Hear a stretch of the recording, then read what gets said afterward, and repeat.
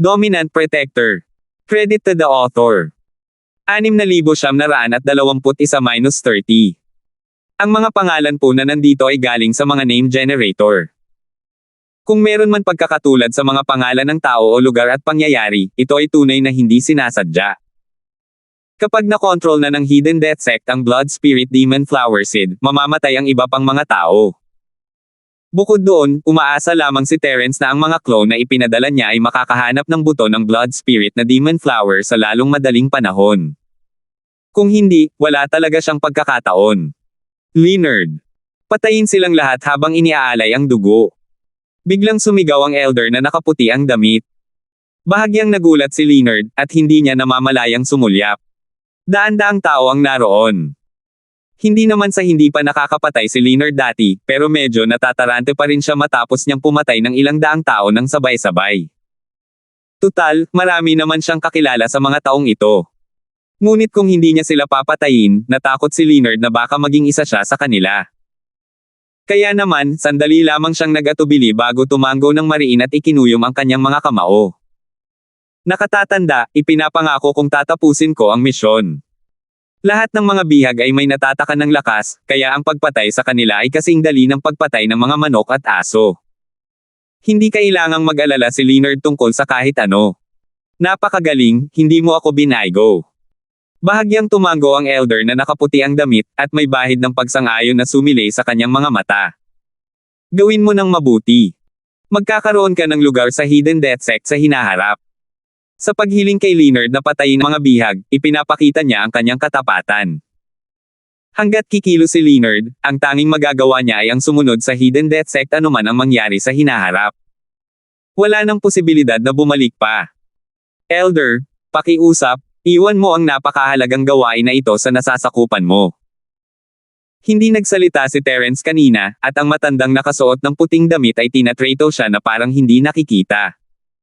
Hindi niya inaasahan na biglang magsasalita si Terence.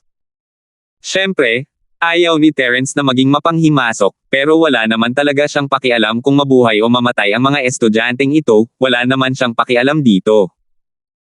Isa rin siyang miyembro ng recruitment team ng Mystic Division, at tungkulin niyang tiyakin ang kaligtasan ng mga estudyanteng ito. Kaya, pagkatapos magsalita ni Terence, ginamit niya ang kanyang talisman sa pagbuo ng lupa at inatake ang tatlong elder. Maaaring napakalakas ng elder na nakasuot ng puting damit, ngunit ang Secret Realm ay mayroon ding suprimong epekto sa kanya. Ang Earth Creation Stage Offensive Anting-Anting ay sapat na para durugan siya. Siyempre, normal na sitwasyon lamang ito. Gayunpaman, hindi ganoon ang totoo. Isang patong ng liwanag ang biglang lumitaw sa paligid ng katawan ng matandang nakaputi ang damit, at binalot pa nito ang matandang lalaking nag-iingay at nag-Leonard. Nang tumama ang mga anting-anting sa light membrane, bahagya lamang ang naging alo ng mga ito bago mabilis na naglaho. Hindi nila nagawang magdulot ng anumang pinsala sa light membrane. May problema ka talaga. Sa wakas ay hindi mo napigil ang buhayin ito. Humarap ang elder na nakaputi ang damit kay Terence, kalmado ang mga mata, matagal ko nang nararamdaman na may mali sa'yo, pero hindi ko inaasahan na mangyayari ito ayon sa inaasahan ko. Sabihin mo sa akin, sino ka? Nanlamig ang puso ni Terence. Ang elder na nakaputi ay isang ang mataas na antas na miyembro ng Hidden Death Sect. May dala siyang bagay na kayang tiisin ang atake mula sa isang Earth Formation Talisman. Sayang at naubos na niya lahat ng talisman sa Sea Rift, at ang pinakamalakas na mayroon siya ngayon ay ang mga talisman sa pagbuo ng lupa. Tila kailangan niyang maging mas masipag at matipid sa hinaharap. Elder, maniniwala ka ba kung sasabihin kong nagbibiro lang ako at dumulas ang kamay ko? Tumawa ng tuyo si Terence at nagsimulang bumuo ng isang super peel firebomb gamit ang mga kamay sa likod. Wala akong pakialam kung maniwala ka o hindi, Elder, pero oo. Bakit hindi na lang kayo magpatuloy sa pag-uusap habang lalabas ako at gagawin ang trabaho ko? Sa tingin mo ba ay tanga ako? Sabihin mo sa akin ng tapat, sino ka, paano ka nakalusot ng palihim, at ano ang iyong pakay? Kaya kitang patayin ng mabilis at iwanang buo ang bangkay. Biglang iniunat ng elder na nakasuot ng puting damit ang kanyang kanang kamay at naipon ang tunay na enerhiya sa kanyang palad. Ayos lang kung ayaw mong sabihin sa akin. Ayoko ring malaman. Malapit nang matapos ang altar. Ikaw ang unang maghain. Tungkol naman sa altar, Elder, hindi mo ba naiisip na medyo baluktot ito? Siguro dapat tayong magsimulang muli. Naghagi si Terence ng isang super alchemy bomb habang nagsasalita, tinutukan ng altar. Medyo minadali ito, at hindi pa nararating ni Terence ang kanyang limitasyon, ngunit sapat na ito para atakihin ang altar. Hanggat tatama ito, tiyak na lilipad ang altar. Hinahanap mo ang kamatayan. Nanlamig ang matandang nasa paningin ni White habang itinataas niya kanyang palad. Ang kanyang chi ay biglang sumulpat na parang alon, hinaharangan ang super alchemy firebomb ni Terence sa ere. Kasabay ng isang malakas na pagsabog, kumalat ang marahas na pagsabog sa lahat ng direksyon, ngunit sa ilalim ng kontrol ni Terence at ng matandang nakaputi ang damit, hindi nito naapektuhan ang mga bihag. Ayaw ng magkabilang panig na mamatay ng walang kabuluhan ang kanilang mga bihag, kaya hindi inaasahang nagtulungan sila sa isa't isa. Hinahanap ko ang kamatayan. Sayang at wala kang kakayahang iyan. Ngumisi si Terence habang binubuhay ang kanyang mga maliliit na hakbang na parang paro-paro, nag-iwan ng bakas ng mga imahe habang sumusugod sa matanda. Walang kwentang bata. Kung magsasalita ka ng mayabang sa harap ko, hindi ka man lang magkakaroon ng pagkakataong umiyak. Sumulong ang elder na nakaputi ang damit sa halip na umatras. Pinag-cross niya ang kanyang mga palad at ginamit ang kanyang pinakamahusay na martial technique. Automatikong nagbago ang hugis ng depensibong harang. Hindi na ito isang hugis arkong kalipunan ng mga batas. Sa halip, ito ay naging isang malachifo na patong na direktang dumaikit sa kanyang katawan. Ha! Huwag kang mag-alala, bibigyan kita ng pagkakataong umiyak. Tila walang pakialam si Terence habang nakatayo siya sa malayo, kalmado ang kanyang ekspresyon. Pagkatapos niyang magsalita, dumating ang huling hakbang ng elder na nakaputi ang damit, ang marahas na chi ang nagsara sa lahat ng ruta ng pagtakas ni Terence.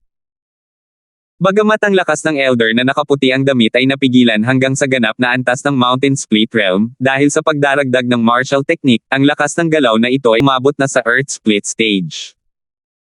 Ang malamig na mga mata ng matandang nakasuot ng puting damit ay puno ng kalupitan at pagkauhaw sa dugo. Hindi na siya makapaghintay na makita ang pagtalsik ng dugo at laman ni Terence. Gayunpaman, laking gulat niya nang ang kanyang atake ay walang lakas. Tumagos ito sa katawan ni Terence. Paano ito posible? Isang phantom. Napasigaw sa takot ang matanda na nakaputi ang damit, ngunit agad na itinanggi ang sarili niyang hula. May mali. Ito ay tunay na atake. Naging ilusyonado ang katawan ni Terence, kaya't nakalusot ang atake ng matanda. Ang kanyang atake, na matagal na niyang pinaghahandaan, ay tumama sa dibdib ng matanda. Dahil kayang tiisin ng defensive layer ang mga atake ng Earth Formation Talismans, natural din itong matuno ang atake ni Terence. Gayunpaman, ang elder na nakaputi ang damit ay gulat pa rin at hindi na makabalik sa kanyang katinoan. Elder, kahit hindi ako isang assassin mula sa Hidden Death Sect, isa pa rin akong nangungunang assassin. Huwag mong isipin na mapipigilan ng isang defensive barrier ang aking atake. Walang ekspresyong sabi ni Terence. Kumislap ang kanyang katawan at nasa likod na siya ng matandang nakaputi. Muli niyang inatake ang mahalagang bahagi ng matandang iyon. Ang malavoid na katangian ng Essence Spirit Body ay sapat na para baliwalain ang mga atake ng Elder sa martial arts. Tanging ang mga napakalakas na spirit sense skills lamang ang magiging banta kay Terence. Sa madaling salita, si Terence ay hindi matatalo. Siya lamang ang makakalaban sa kanyang mga kaaway, at walang magagawa ang kanyang mga kaaway sa kanya. Ayaw ibunyag ni Terence ang kanyang pagkakakilanlan, kaya hindi niya ginamit ang tatlong pagpapakita ng Cloud Dragon. Sa halip, ginamit niya ang kakayahan ng kanyang essence spirit na maging invisible, kung sakaling ibunyag niya ang kanyang pagkakakilanlan bago patayin ang matanda. Isa talaga siyang mahusay na paanla para sa isang mahusay na mamamatay tao. Sayang at mamamatay siya rito. Sumanghal ang matanda na nakaputi nang maramdaman ang suntok sa kanyang leeg. Sinubukan niyang gumanti, ngunit hindi siya pamalya. Hindi naman masama ang mga pamamaraan mo sa pagpatay, pero wala itong silbi laban sa akin. Tanggapin mo na lang ng masunurin ang iyong kamatayan. 6,922. Ang sumagot sa kanya ay ang sunod-sunod na pag-atake ni Terence. Hindi niya binitawan ang anumang anggulo mula sa harap, likod, kaliwa, kanan, pataas at pababa. Sa wakas, nakakita siya ng isang maliit na depekto sa itaas ng ulo ng matanda na nakaputi ang damit. Hindi pa sigurado kung sino ang mamamatay. Ngumiti si Terence habang ang kanyang enerhiyang espiritu ay dumaloy sa butas at patungo sa dagat ng kamalayan ng matanda. Kahit gaano pa kalakas si nakatatandang Baldomar, ang kanyang espiritual na pandama ay tiyak na hindi mas malakas kaysa kay Terence. Sa pinakamataas na antas, siya ay nasa antas ng isang Panginoon ng wasak na dagat. Pagbangga ng banal na pandama. Simple at bastos. Kahit pa may kagamitang panlaban sa kaluluwa ang elder na nakaputi ang damit, hindi pa niya narinig na may pumipindot sa ulo niya at tinuturukan siya ng kaluluwang may Diyos. Hindi kayang pigilan ni Terence ang spirit sense ni kahit ang simpleng spirit sense ng nakaputing damit na elder. Boom! Pakiramdam ng matanda na nakaputi ang kanyang malay ay parang tinamaan ng isang napakalaking bulalakaw. Sa isang iglap, dumagundong ang malalaking alon at halos mapunit siya. Isa lamang itong mababang antas ng banggaan ng mga pandama ng espiritu, ngunit sa pinagsamang kamalayan ni na Terence at ng multo, ang kapangyarihan ay higit pa sa imahinasyon. Sa paningin ng matandang si Baming at ng iba pa, dahan-daang dumapo ang kamay ni Terence sa ulo ng matanda, at tila nakatanggap ito ng napakalakas na suntok, at bigla itong umangat, maging ang tunog ng pagkalabog ng kanyang mga buto sa leeg ay narinig. Pagkatapos, ang katawan ng elder na nakasuot ng puting damit ay bumaliktad. Dahil pansamantalang nawalan siya ng kontrol sa kanyang katawan, ang panlaban sa kanyang katawan ay agad na naging magulo. Nakakadismaya naman, parang hindi mo na kayang tiisin. Umiling si Terence sa paghamak. Kamahalan, nakatatanda, hayaan mong ipadala kita sa iyong huling paglalakbay. Tila natagalan ang labanan, ngunit sa totoo lang ay isang kisap mata lamang ito. Bago pa matapos ni Terence ang kanyang sasabihin, ang mga mamamatay tao mula sa Hidden Death Sect na nangangasiwa sa konstruksyon ay sumugod na upang tumulong. 12 ng mga pag-atake ang sabay-sabay na tumama, na nagsara sa lahat ng ruta ng pagtakas ni Terence. Sa ilalim ng normal na mga pangyayari, tiyak na mamamatay si Terence. Tutal, ang kanyang lakas ay napigilan na sa mahiwagang yugto ng pag-akyat. Hindi niya kayang tiisin ang napakaraming atake. Sa kasamaang palad, wala si Terence sa normal niyang kalagayan ngayon. Dahil nagamit na niya ang malavoid na kakayahan ng Essence Spirit, wala na siyang pakialam kung gamitin niya itong muli. Ha! Sa tingin mo ba ay kaya mo akong harapin dahil lang sa mas marami kayong tao? Dilat na dilat ang inyong mga mata at tingnan kung gaano kalakas ang hari ng mga mamamatay tao. Hindi man lang sinubukang umiwas ni Terence, hinayaan niyang tumama ang mga atake sa kanyang katawan at dumaan ng walang anumang pagtutol. Nakakita ka ba ng malinaw? Kung hindi ka makakita ng malinaw, hindi magagalit ang hari ng mga mamamatay tao na ito na makita mo pa ito ng ilang beses. Iginalaw ni Terence ang kanyang kamay habang nagsasalita. Isa sa mga espiritu ang nahuli ni Terence, at bago pa ito makaalis sa katawan, ipinadala na ito sa espasyo ng Jade. Dahil sa nakasisilaw na epekto ng mga nakapaligid na pag-atake, walang nakapansin kahit kaunting palatandaan. Siya ang punong elder ng Hidden Death Sect, at nawala sa kanya si Jingjo ng ganoon lang. Sa sobrang galit niya ay pinatay siya ni Terence ng napakadali at masaya. Ang tanging natira na lang ay isang kanya na nawalan na ng dating diwa. Bumagsak ito ng mabigat sa lupa na parang sirang sako, at lumikha ng mahinang tunog. Natulala ang mga mamamatay tao na nakapalibot kay Terence, tapos na ba ang lahat ng ganoon na lang? Kakasimula pa lang natin, paano pa ito matatapos agad? Tumingin sa paligid si Terence at natawa ng mag-isa nang makita ang pagkalito sa kanilang mga mata. Kung ilalarawan man, para bang bumili ng tiket ang mga lalaking ito para manood ng palabas ng masayang masaya, ngunit pagkaupo pa lang nila, nalaman nilang katatapos lang pala ng palabas. Tapos na ang nakatatanda sa inyo. Gusto mo bang sumunod sa kanya o lumuhad at sumuko? Inilagay ni Terence ang kanyang mga kamay sa likod ng kanyang baywang, mukhang isang dalubhasang mamamatay tao. Sumuko ka sa akin, ang hari ng mga mamamatay tao, at mas magiging maliwanag ang iyong kinabukasan. Nagsisinungaling siya ng husto, ang Hidden Death Sect ay maglalaho kahit anong mangyari, at hindi hahayaang makatakas ang sinuman ni Terence. Sinabi niya lang iyon para lokohin ang mga assassin na ito. Tutal, ang mga assassin ng Hidden Death Sect ay hindi madaling susuko. Susuko na ako. Ang hari ng mga mamamatay tao. Ako ang iyong nasasakupan simula pa lang, kaya walang problema para sundan ko ang iyong mga yapak. Tama ba ako, Ginoo? Laking gulat ni Terence nang hindi man lang gumanti ang mga mamamatay tao. Sa kabilang banda, lumapit si Leonard na may ngiti, isang ngiti na nagpasuka kay Terence. Ang walang hiyang batang ito. Sampailan ko na lang ba siya hanggang mamatay? Napakamot ng ulo si Terence. Gusto niya talagang patayin si Leonard, pero mukhang hindi tama na gawin iyon sa isang taong sumuko na.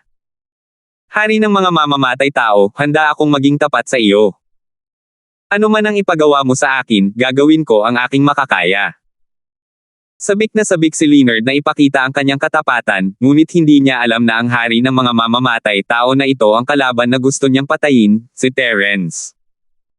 Nahulaan ni Terence na kung alam ni Leonard ang tunay niyang pagkatao, gagawa pa rin kaya siya ng isang bagay na kasing walang hiya nito. Ang talento mo. Napakahina. Medyo hindi ko kaya, ang hari ng mga mamamatay tao, na tanggapin ang isang taong katulad mo. Puno ng pandidiri ang mga mata ni Terence, talagang ayaw niya rito. Tumigas ang mukha ni Leonard at mabilis siyang ngumiti ng may paghingi ng tawad. Hari ng mga mamamatay tao, medyo mahina ang kakayahan ng iyong nasasakupan, ngunit ako ay masipag, tapat, at masunurin. Hindi kita matutulungan sa malalaking bagay, ngunit palagi kitang matutulungan sa maliliit na bagay. Para mabuhay, ginagawa ng tanggang si Leonard ang lahat, halata namang kailangan siyang tanggapin ni Terence kahit ayaw niya. Talaga. Kahit ano pa ang order, gagawin mo yan ng walang diskwento. Kinurot ni Terence ang kanyang baba habang nakatingin kay Chang na nakatayo ng may interes. Hindi niya pinansin ang iba pang mga assassin sa paligid niya, at hindi sila nang ahas na gumawa ng kahit ano. Wala nang magagawa, hindi ka panipaniwala ang resistensya ni Terence, at nawala na ng kumpiyansa ang mga mamamatay tao na umatake. Siyempre totoo yan. May masamang kutob si Leonard Chang, ngunit ang tanging nagawa niya lang ay ang magpatibay ng loob at sumang-ayon, Ginoo, kung mayroon kayong anumang utos, pakibigay po. Tiyak na gagawin ng inyong nasasakupan ang kanyang makakaya. Naiintindihan ko. Kung gayon, dapat kang magpakamatay muna. Pinaikit ni Terence ang kanyang mga mata ng may pilyong pagpikit, hinihintay kung paano gagawin ng hanggal na ito ang lahat para magpakamatay. Dagdag pa niya, kailangan mong magpakamatay ng malinis. Tanging ang mga patay na ang mabibilang. Ang mga halos patay na ay hindi mabibilang. P*K. Subukan ko munang magpakamatay. May kasabihan pa ba na talagang patay, at kalahating patay? Medyo hindi maganda ang ekspresyon ni Leonard, at hindi niya maiwasang lumingon sa matandang lalaki na nakasimangot, umaasang may iligtas siya ng kanyang murang Grandmaster. Gusto ni Terence na magpakamatay siya para ipakita ang kanyang katapatan, mamamatay siya kung hindi niya gagawin, at mamamatay din siya kung gagawin niya. Imposibleng mabuhay pa siya. Ang kaibigan kong ito, ang aking apong disipulo, ay taos-pusong naghahangad na maglingkod sa iyo. Hindi ba't sobra na para sa iyo na hilingin sa kanya na magpakamatay para ipakita ang kanyang katapatan? Kinagat ni matandang si Beiming ang bala at nagsalita. Hindi niya ito ginagawa para kay Leonard, kundi para sa kanyang sarili rin. Kung ipipilit mo pa rin ito, sino ang manganggako ng kanilang katapatan sa iyo sa hinaharap? Hallmaster Dark North, kailan ko sinabing kailangan ko ng isang taong manampa ng kanilang katapatan sa akin? Maaari kong hayaang mabuhay ang sinumang sumuko, ngunit kung hindi sila susuko, mamamatay sila. Ibinuka ni Terence ang kanyang mga kamay at ang kanyang katawan ay kumislap na parang multo, lumitaw sa tabi ng isang nakatagong mamamatay tao ng sekta ng kamatayan at marahang hinaampas ang kanyang ulo. 6,923. Ginagamit ng mamamatay tao ang kanyang chi para subukan ang isa pang palihim na pag-atake, ngunit napagtagumpayan na ni Terence ang kanyang plano. Hindi natakot ang mamamatay tao sa biglaang pag-atake ni Terence. Sa halip, isang matalim na liwanag ang sumilay sa kanyang mga mata habang umaatake siya, mamatay ka, traidor. Tiyak na papatayin kita. Ha! Kung nakamamatay ang pagsigaw, baka mapatay mo talaga ako. Hindi man lang sinubukang umiwas ni Terence, hinayaan lang niyang tumagos ang atake sa kanyang katawan. Hindi bumagal ang kanyang palad, halos sabay na dumapos ulo ng kanyang kalaban. Ang apoy ng kamalayang espiritual na si Whirlpool sa kanyang palad ay sumulpot at agad na winasak ang sinaunang espiritu sa dagat ng kamalayan ng assassin, ngunit tila walang mali sa labas. Tingnan mo, Paul Master Darknorth, ito ang mapapala mo sa paglaban sa akin. Susuko ka ba o magpapatuloy sa paglaban? Mahinahong itinulak ni Terence ang mamamatay tao, at bumagsak sa lupa ang katawan nito.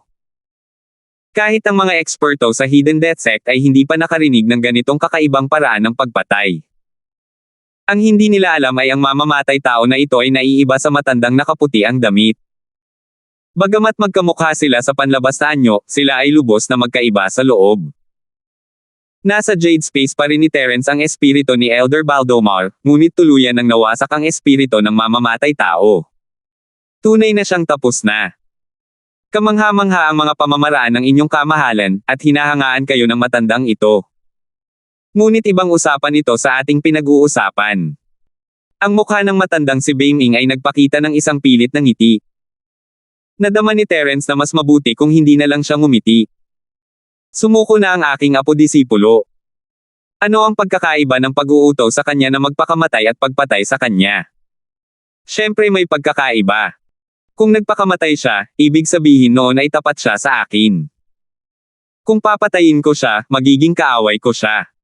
Hindi ba't sa tingin mo ay ibang-iba na iyon? Kumaway si Terence ng kamay na parang seryoso at inutusan ang mga bihag, tumigil na silang lahat. Hindi na kayo pinapayagang magpatuloy sa paggawa ng altar. Patay na si Elder Baldomar, at ang mga mamamatay tao na nangangasiwa sa mga bihag ay nakapalibot kay Terence, ngunit ang mga bihag ay nagtatrabaho pa rin, halatang takot sa mga tao mula sa sekta ng Hidden Death. Ang utos ni Terence na huminto sila ay tanda ng paggalang sa malalakas, at talagang tumigil nga ang mga bihag. Bahagyang nanginig ang manipis na balbas ng matandang si Beiming, halatang naiinis kay Terence. Alam niyang puro kalokohan lang si Terence, pero hindi niya ito mapabulaanan. Paano kung mapatay siya ni Terence kung samobra ang sinabi niya? Huwag kang tumigil. Sino mang maglakas loob na huminto ay papatayin ng walang awa. Sumigaw ang huling mamamatay tao. Hindi siya nang ahas na atakihin si Terence, ngunit wala siyang pakialam sa mga bihag, lahat kayo, magpatuloy sa paggawa. Habang nagsasalita siya, biglang naglabas ang mamamatay tao ng isang malakas na pana, hinayla ang tali ng pana, at nagpana ng 3 sunod-sunod na palaso. Ang mga target ay lahat ng mga bihag na unang huminto. Maaari ka ring mamatay. Galit na galit si Terence. Parang kidlat na siyang sumugod at nakarating na sa ibabaw ng altar bago pa man siya maabyutin ng mga palaso. Hinarang niya ang mga palaso sa ere at inihagis ang mga ito pabalik. Hahaha. Tanga, pumunta ka pa talaga para iligtas ang mga tao. Tumawa ng malakas ang mamamatay tao, hindi pinansin ang palaso na ibinato pabalik ni Terence. Ibinuka niya ang kanyang mga braso at sumigaw, aktibahin. Bumulwak ang dugo nang tumusok ang 3 palaso sa dibdib ng lalaki. Hindi ito isang nakamamatay na pag-atake, ngunit nagdulot siya ng nakamamatay na pinsala sa kanyang sarili. Nagulat din si Terence, pero agad niyang naintindihan kung bakit hindi umiwas ang mamamatay tao sa palaso, sa halip ay hinayaan niya itong tumago sa kanyang dibdib. 4 sa mga natitirang mamamatay tao ang biglang tumayo at iniunat ang kanilang mga kamay na may dituwirang pagkakaintindi. Ang dugong lumabas mula sa tama ng palaso ay agad na nabunot sa 4 na linya ng dugo, na nakapalibot sa altar sa bilis ng kidlat. Isang patong ng transparent na pelikula ng liwanag ang biglang lumitaw at binalot ang buong altar. Nabigla si Terence. Ang liwanag na ito ay katulad ng nasa Great Lake, hindi niya ito madaanan. Paano siya makakalabas ngayong nababalot na siya nito? Kahit nasa essence spirit state na siya, hindi pa rin makadaan si Terence sa transparent na liwanag. Sinadya mo akong dalhin sa altar para hulihin ako gamit ang bagay na ito. Hindi nagpatuloy si Terence matapos subukan ng ilang sandali. Malamig niyang tiningnan ang mamamatay tao na may 3 palaso sa dibdib. Hindi ko masyadong maintindihan. Kahit gusto mo akong hulihin, hindi mo naman kailangang tamaan ng palaso ng sinasadya. Sawang-sawa ka na bang mabuhay? Hahaha. Ito. Isang madugong sakripisyo. Tumawa ng ilang beses ang mamamatay tao na nabaril sa dibdib, ngunit bago pa niya matapos ang kanyang sasabihin, nanlambot ang kanyang mga binti at bumagsak siya sa lupa, na wala ng hininga. Isa nga siyang mamamatay tao mula sa hidden death sect. Diretsahan siya sa pagpatay sa iba at ganoon din kadiretso sa pagpapahintulot sa iba na patayin siya. Dahil lang sa gusto niyang gamitin ang buhay niya bilang pag-aalay ng dugo, direkta niyang isinakripisyo ang buhay niya. Bakit ba galing ang mga ugok na to sa hidden death sect? Posible kayang may purong kurso para sa brainwashing. Bakit ka pa mag-aabala? Kahit na mahuli mo ako ng ilang sandali, mahuli mo ba ako habang buhay? Bumantong hininga si Terence at hinawakan ang ilaw. Hindi niyo talaga iniisip na may silbi ang bagay na ito, no? Hindi kita kailangang hulihin ng matagal, sandali lang ay sapat na. Habang buhay ka pa, may mga huling salita ka pa bang sasabihin? Isa sa 4 na assassin na dumudugo ay biglang naglakad patungo kay Terence at tiningnan ito nang walang pakialam, kahit na may ilang aksidente dahil sa iyo, hindi magbabago ang resulta. Ikaw. Hindi ka isang ordinaryong mamamatay tao mula sa hidden death sect, di ba? Tiningnan ni Terence ang mamamatay tao sa liwanag, pakiramdam niya ay walang tao sa harap niya. Nagagawa mong ganap na isama ang iyong aura sa iyong paligid.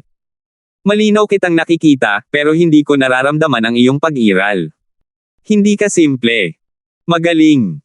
Ako ang pangalawang pinuno ng hidden death sect. Noong una, hindi ko naman kailangang magpakita. Pero, nakapatay ka pa nga ng isang elder, kaya wala akong ibang magagawa kundi magpakita.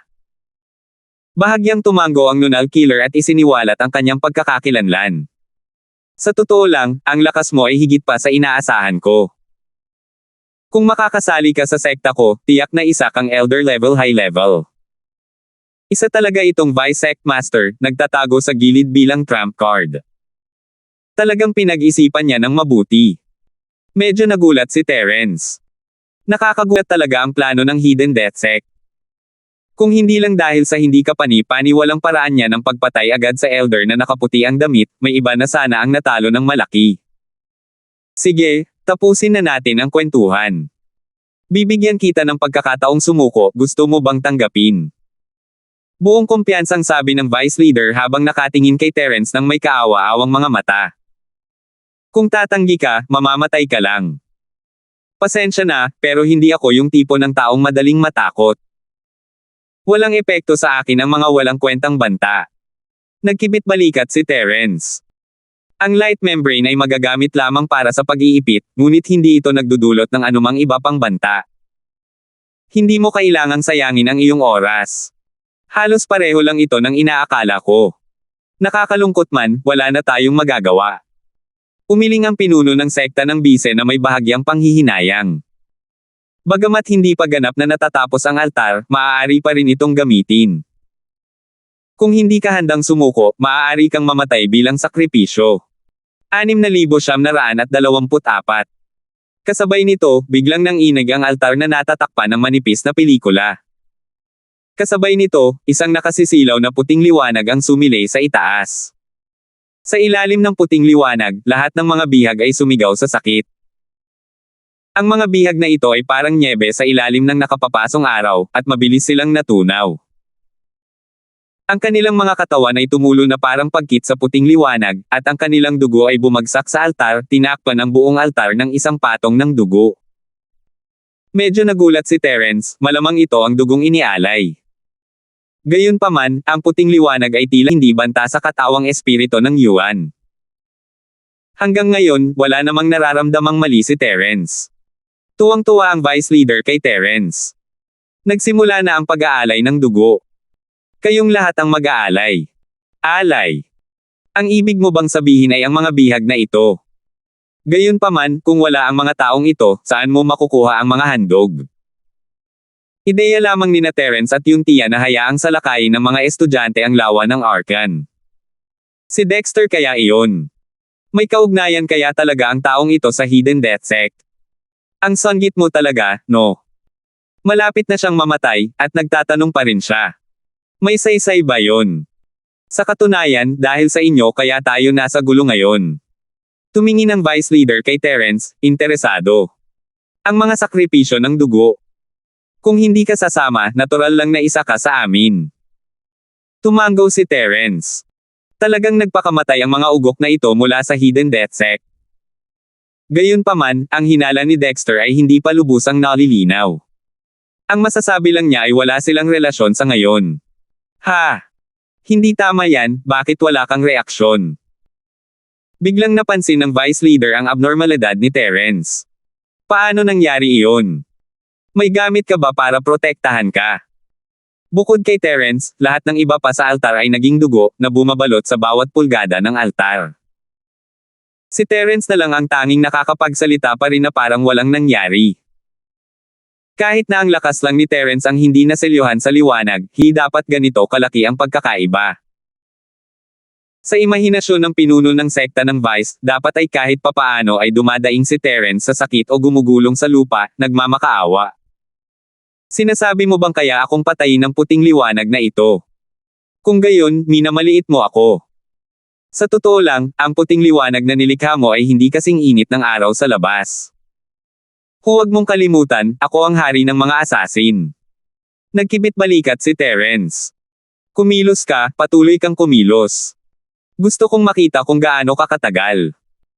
Tama, pang-iinis na sabi ng pinuno ng sekta ng Vice. Siguro maganda ang mood mo na makitang namatay ang lahat ng kasama mo nang walang buo na bangkay at ang kanilang laman at dugo ay hinihigop ng altar, di ba? Anong kinalaman nito sa akin?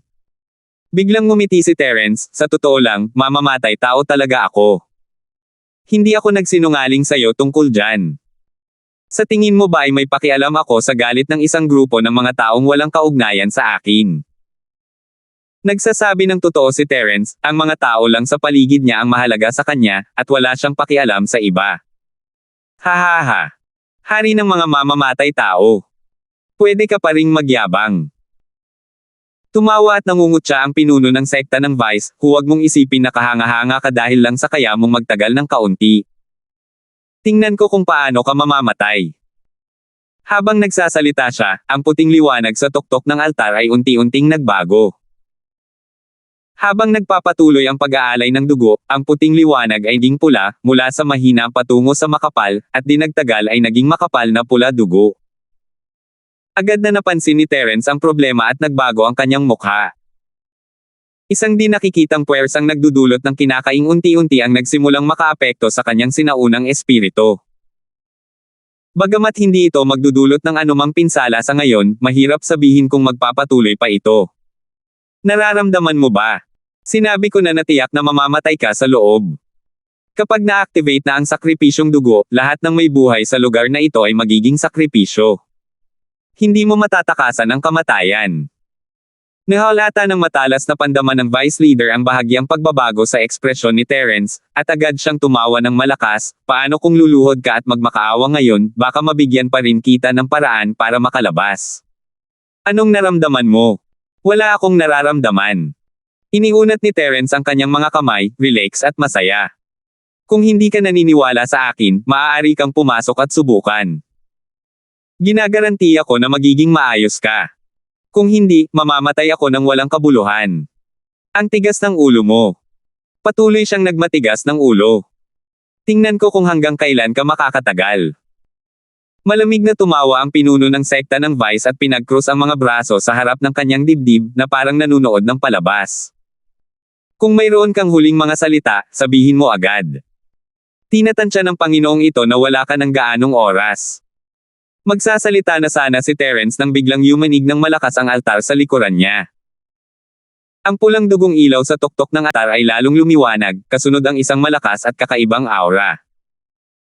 Biglang bumilis ang tibok ng puso ni Terence, at hindi niya maiwasang lumingon upang tingnan ito. Isang higanteng halamang baging ang biglang lumitaw sa tuktok ng altar, ang mga sanga at dahon nito na parang dugo ay mabilis na lumawak, nagsimulang matakpan ang altar mula itaas hanggang ibaba. Binhi ng bulaklak ng demonyo na may espiritu ng dugo. Napasigaw sa takot ang pinuno ng sekta ng Vice, na para bang ang sitwasyon sa harap niya ay higit pa sa kanyang inaasahan. Bakit siya sumulpot ngayon? At wala ito sa aking kontrol. Anong ibig mong sabihin? Hindi ba dapat lumitaw ang buto ng Blood Spirit Demon Flower? Naguguluhan na tanong ni Terence. Nako! Kahit na matagumpay kong napatawag ang blood spirit na Demon Flower Seed, hindi ko pa rin ito lubos na makontrol. Hindi pinansin ng vice leader si Terence at umiling, dahil sa iyo, sa pilitang na-activate ang altar bago pa man ito matapos. Sumpaman. Sumpaman. Naintindihan na ni Terence ngayon, malamang kailangan niyang maghintay hanggang sa matapos ang altar bago niya magamit ang handog na dugo. Pero dahil sa biglaang pag-aalboroto ni Terence, maagang na-activate ng pinuno ng sekta ng Vice ang altar, na humantong sa hindi inaasahang resulta.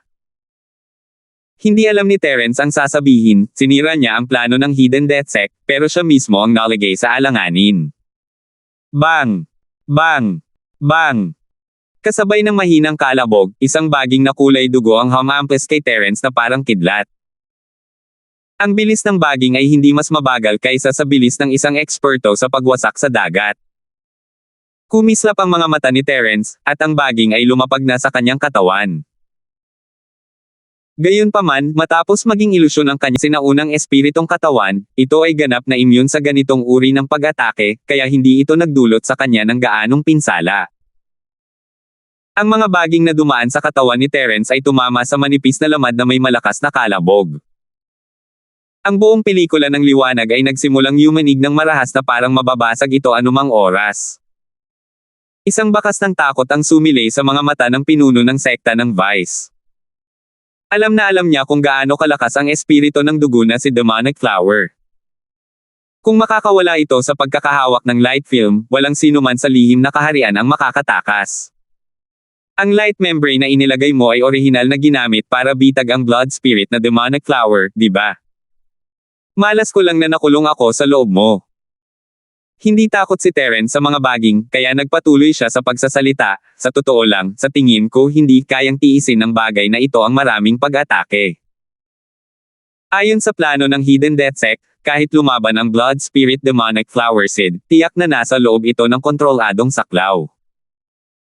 Sa pinakamarami, ang light membrane ay magiging pampalakas lamang at hindi na kailangang mag-alala na baka masira ito. Sa kasamaang palad, napilitan ng altar na gumana ng mas maaga dahil sa panghihimasok ni Terence, at ang lahat ay wala sa kontrol ng pinuno ng sekta ng Vice. 6,925. Ang buto ng Blood Spirit Demon Flower ay wala na sa ilalim ng kontrol ng Hidden Death Sect. Kung tungkol naman sa protective light membrane, malamang ay tatagal lamang ito ng mahigit 10 segundo. Nako! Bakit ganito? Napahawak ang pinuno ng sect leader ng Vice sa kanyang ulo gamit ang dalawang kamay, naguguluhan ang kanyang emosyon. Malinaw na malapit na itong maging perpekto, kulang lang sa mga huling detalye. Hindi dapat magkaroon ng ganoon kalaking paglihis. Kalokohan yan, tumigil ka na sa pagsasalita ng kalokohan. Dahil malapit nang gumuho ang light membrane, bilasan mo at sabihin mo sa akin kung ano ang kahinaan nito. Paano natin ito mapapatay? Wala sa mood si Terence na makinig sa sigaw ng Vice Sect Leader, huwag mong sabihin na walang kahinaan ang Blood Spirit Demon Flower Seed. Mas malakas ba ang takot sa mga eksperto kaysa dito? Maituturing na isang kahinaan. Gulong-gulo ang isip ng pinuno ng sekta ng Bise, at hindi niya namamalayang nakapagbigay siya ng walang katuturang sagot. Sa lihim na kaharian, gaano man kalakas ang isang eksperto, ang kanilang lakas ay masusupal. Gayunpaman, ang dugong espiritu ng Demon Flower Seed ay hindi naapektuhan. Ang lakas ng pag-atake nito ay malapit na sa yugto ng paghahati ng dagat. Wala yan. Walang kapantay na asno sa bundok na B*****, siguradong nakain ka ng napakaraming table task para sa pinsala sa utak. Muling umiwas si Terence, ngunit kasabay nito, ang tanging nagawa niya ay ang sumubok na gumanti. Mabilis niyang ginamit ang ilang teknik sa martial arts at agad na binomba ang gilid ng mga baging. Sa kasamaang palad, maliban sa pagtama sa mga baging sa gilid, wala nang ibang epekto. Huwag mong sayangin ang iyong lakas. Kapag naitanim na ang demonyong bulaklak na may espiritu ng dugo, na mamamatay ka. Kahit na gusto kitang iligtas, ilalagay ko lang ang aking sarili sa panganib. Ang totoo'y nagyayabang ang Vice Sect Master nang sabihin niya ito. Gayunpaman, hindi niya inakalang kapag namatay si Terence, ang espiritu ng dugo na demonic flower ay lalakas lamang at lalabas upang lumunin ang mas maraming laman. Lumayas ka! Ano ang silbi ng pagiging pinuno mo ng sekta ng bise? Mas masahol ka pa sa aso. Sigaw ni Terence. Galit na galit ang Vice Sect Master. Naikuyom niya ang kanyang kamao, ngunit binitawan niya itong muli. Bagamat may buhay ang buto ng Blood Spirit Demon Flower, isa pa rin itong halaman. Hindi lahat ng martial techniques ay gagana. Halimbawa, ang Fire-type martial techniques ay magkakaroon ng mas magagandang epekto. Para sa kapakanan ng lahat ng miyembro ng Hidden Death Sect sa lihim na kaharian, pinilit ng pinuno ng Vice Sect na kumalma. Hindi siya nagatubiling tapusin ang laban kay Terence, may alam ka bang Fire Attribute Martial Arts? Pero bago pa man matapos ang Vice Leader, ang nag-aalab na palad ni Terence na may 8 trigram ay naitulak sa pinakamataas nito. Sa kasamaang palad, napigilan ang lakas ni Terence. Hindi ito sapat para magdulot ng panganib sa baging. Hindi gaanong epektibo ang martial skills ni Terence, ngunit ang mga baging ng Blood Spirit Demon Flower ay hindi pa isang nakamamatay na banta sa kanyang kaluluwa. Gayunpaman, unti-unting nagbabago ang sitwasyong ito. Matapos matakpan ng tuluyan ng dugong espiritong demonyo ang altar, ang aura ng dugong espiritong demonyo ay lalong lumalakas, hanggang sa puntong hindi man lang ito matansya ni Terence. Yugto ng pagdurog ng dagat. Parang mas malaki pa ito. Halos pareho lang ang pakiramdam ng pagharap sa isang malaking toloka. Para bang nababaliw si Terence. Halaman pa rin ba ito? Hindi nakakapagtaka na sinabi ng mga tao mula sa Hidden Death Sect na ang Blood Spirit Demon Flower Seed ay maituturing na isang totoong anyo ng buhay. Dahil sa lakas na iyon, hindi lamang ito isang anyo ng buhay kundi isa ring mandaragit na nasa tuktok ng food chain. Ang mga mata ng Vice Sect Master sa labas ng light film ay puno ng takot. Ang aura ng Blood Spirit Demon Flower Seed ay masyadong malakas, at malinaw niya itong nararamdaman sa pamamagitan ng light film. Sa kabaligtaran, naramdaman ng mga tao sa labas ng light film na ang pagsugpo sa kanilang lakas ay nagiging mas halata. Bagamat may sikretong pamamaraan ang pinuno ng sect na Vice, ang kanyang lakas ay mabilis ding nagsimulang humina. Ganoon din si Terence. Napigilan siya noong una sa tugatog ng mistiko na kaharian ng pag-akyat, ngunit ngayon ay bumagsak na siya sa tugatog ng kalagitnaan ng yugto. Umatras. Lahat, umatras agad. Biglang umungol ang pinuno ng sekta ng Vice, walang pakialam kung makakatulong ang pag-atres. Dagdag niya, tumakas kayo ng hiwalay. Hindi na kailangang magtipon-tipon. Sa katunayan, ang Hidden Death Sect ay gumugol ng maraming pagsisikap upang makapasok sa Secret Realm, na ikinamatay pa nga ng isang half-step heaven-crushing expert. Kaya naman, hindi madaling umalis sa Secret Realm. Para maging eksakto, ang orihinal na plano ng Hidden Death Sect ay gamitin ang Blood Spirit Demon Flower Seed para buksan ang daanan pagkatapos itong supalan. Gayunpaman, tapos na ang lahat. Kung wala ang buto ng bulaklak ng demonyong espiritu ng dugo, hindi niya alam ang gagawin para makaalis sa lihim na kaharian. Habang nangunguna ang pinuno ng Vice Sect ng Hidden Death Sect, agad na nagsitakas at tumakas ang mga natitirang mamamatay tao. Sumugod sila sa daanan ng kuweba. Bagamat maaaring hindi sila makatakas ng buhay, mas mabuti na iyon kaysa maghintay ng kamatayan dito. Sinamantala rin ng matandang si Baiming at Leonard ang pagkakataon para tumakas, dahil sa takot na baka maging tambakan sila ng dugo ng mga nakakatakot na baging kung magiging masyadong mabagal sila. P********. Tumakas ba ng ganoon lang kabilas ang sampa ang Hidden Death Sect? Iniwan niya ako para linisin ang kalat. Nagmura si Terence at sinimulang gamitin ang nagyayelong apoy para harapin ang espiritu ng dugo na si Demon Flower. Bagamat isa lamang itong espiritual na apoy na nagmula sa kasamang espiritual na apoy na kristal, mayroon itong natural na kalamangan laban sa mga halaman. Kahit ang buto ng Blood Spirit Demon Flower na lumampas na sa yugto ng pagkahati ng dagat ay nagpakita ng bakas ng pag-aalangan at takot ng harapin ang nagyayelong apoy. Ang mga baging na sumasayaw sa ere na parang grupo ng mga demonyo ay mabilis na umatras ng hindi namamalayan matapos madikitan ng nagyayelong apoy. Sa kasamaang palad, iyon lang. Ang nagyayelong apoy ay nakakapagpatakot lamang sa espiritu ng dugo na si Demon Flower, hindi nito ito kayang sunugin. Sa madaling salita, ang tanging maaasahan ni Terence ay ang nagyayelong apoy upang protektahan ang kanyang sarili. Pero kung patuloy itong lalago, kahit nataglayin ni Terence ang nagyayelong apoy, wala na itong gaanong silbi. Patuloy na lumago ang aura ng bulaklak ng demonyong espiritu ng dugo, at tumataas din ang lakas nito. Nasa isang napakasamang sitwasyon si Terence ngayon, at ang tanging paraan para makalabas ay ang magtago sa espasyo ng Jade. Ang problema ay hindi sigurado si Terence kung magiging maayos ba ang kalagayan niya kung magtatago siya sa espasyo ng Jade. Ang dugong espiritu ng demonic flower seed ay wala rito noong una. Kusang loob lamang itong lumapit sa altar dahil naramdaman nito ang sakripisyong dugo. Lumagpas ito sa limitasyon ng espasyo at biglang lumitaw. Kung papasok siya sa Jade Space para magtago, susundan kaya siya ng Blood Spirit Demonic Flower Seed papunta sa Jade Space. Ang hirap talagang sabihin ang bagay na ito. Hindi naglakas loob si Terence na kumilos ng padalos-dalos dahil sa mga nangyari noon.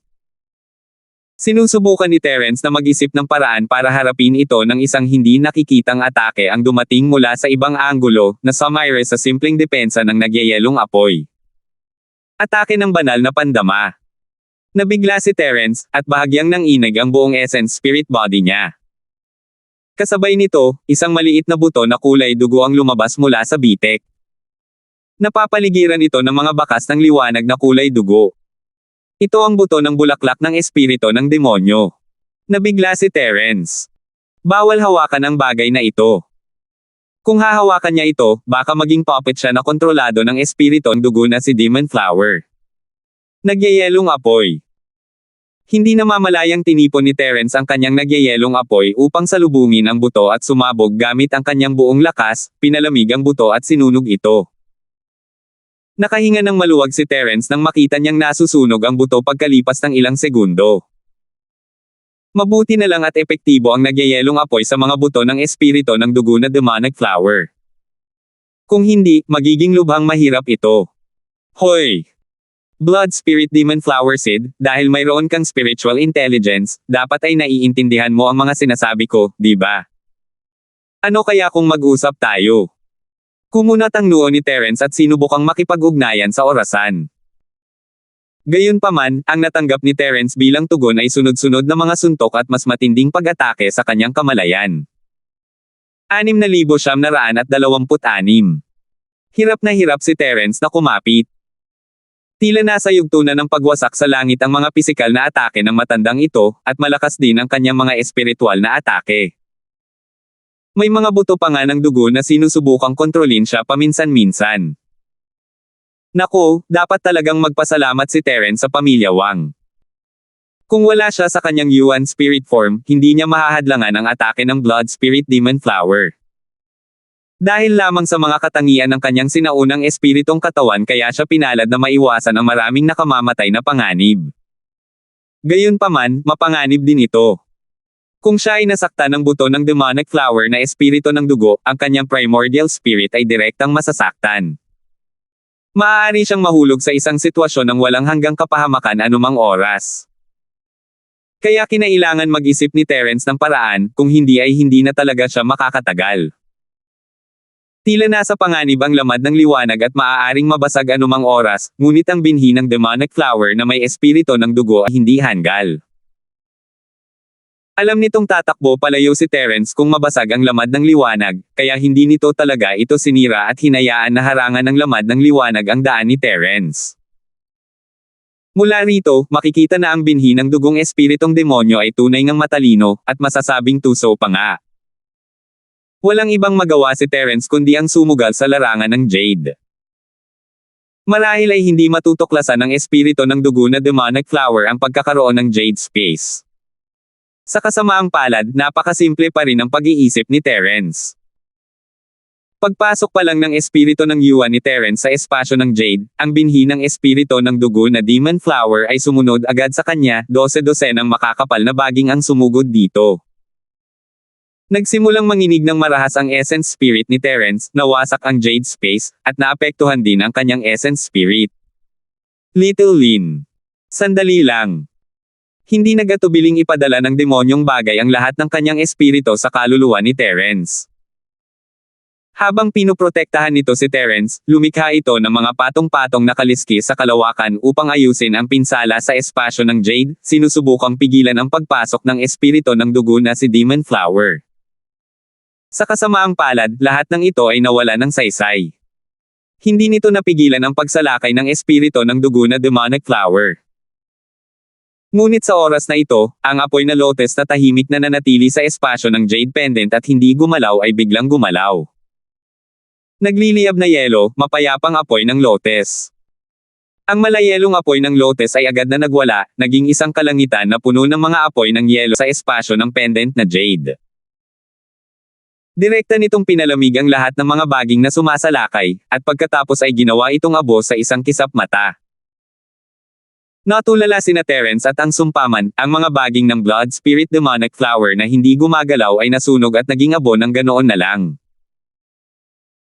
Sa totoo lang, kung hindi lang dahil sa biglaang pag-agos ng nagyayelong apoy sa ilalim ng apoy ng lotus, muntik nang makalimutan ni Terence na mayroon pala siyang napakalakas na apoy sa sarili niyang espasyo. Tutal, ang nagyayelong apoy sa ilalim ng apoy ng lotus ay hindi man lang gumalaw sa lahat ng oras na ito. Hindi mapaamo ni Terence ang nagyayelong apoy sa ilalim ng apoy ng lotus, kaya natural lang na wala siyang pakialam dito. Hindi niya inakalang makakatulong ang nagyayelong apoy sa ilalim ng apoy ng lotus para malampasan niya ang krisis na ito. Totoo nga, ang tunay na apoy ay kahanga-hanga. Ang peking nagyayelong apoy ay hindi lang basta-basta mas mababa kaysa sa nagyayelong apoy sa ilalim ng apoy ng lotus. Kung si Terence ay may nagyayelong apoy sa ilalim ng apoy ng lotus, malamang ay nabasag na ng Blood Spirit na Demon Flower Seed ang light barrier at hinabol ang mga tao mula sa Hidden Death Sect. Habang nagbubuntong hininga sina Terence at ang sampaang nilalang, biglang sumigaw ng malakas ang Blood Spirit na Demonic Flower sa labas ng Jade Space, habang nanginginig ang malaking katawan nito. Kahit gaano pa kalakas ang espiritu ng dugo na Demonic Flower, makakaramdam pa rin ito ng sakit kahit bigla na lang masunog ng apoy na yelo sa ilalim ng apoy ng lotus. Ito ang sugat mula sa toral nitong kaaway. Wala ng buto ng Blood Spirit Demonic Flower ang Jade Space, at mabilis na nagsara ang mga bitek. Bago pa makahinga ng maluwag si Terence, nakita niya ang nagyayelong apoy sa ilalim ng Lotus Fire na sumugod palabas ng Jade Space. Ang bilis at poster na yan, para lang itong isang lobo na nakakita ng kanyang biktima, naiinip na sumusugod. Sa purong lakas, ang half-step Black Level Ice Flame Seren Lotus Fire ay tiyak na hindi kapantay ng pinaghihinalaang Heaven-Breaking Stage Blood Spirit Demon Flower Seed. Gayunpaman, ang Ice Flame Seren Lotus Fire ay isang Heaven and Earth Spirit Fire, at ang Blood Spirit Demon Flower Seed ay isang halaman pa rin na takot sa apoy.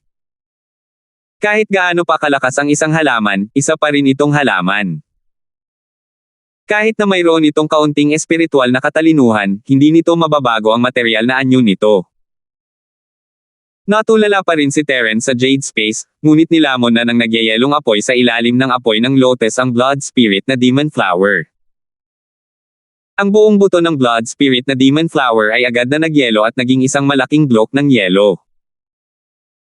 Ang magandang puting lotus ay tahimik na namumulaklak sa yelo, at hindi mabilang na pulang dugong baging ang naging kulay abo sa nakikitang bilis. Ang lakas. Ang nagyayelong apoy sa ilalim ng apoy ng lotus ay talagang napakalakas. Hindi napigilan ni Terence ang mapasigaw. Kung ang kalahating hakbang papasok sa Black Class ay ganito na kalakas, gaano pa kaya kalakas ang isang mas mataas na antas ng apoy?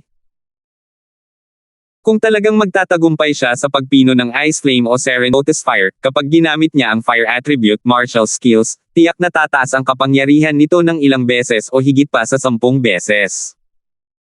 Ang dugong espiritu ng demonyong bulaklak ay labis na nagpumiglas. Kahit sa isang lubhang mapanganib na sitwasyon, hindi ito sumuko ng madali. Ayaw mamatay ng mga halaman.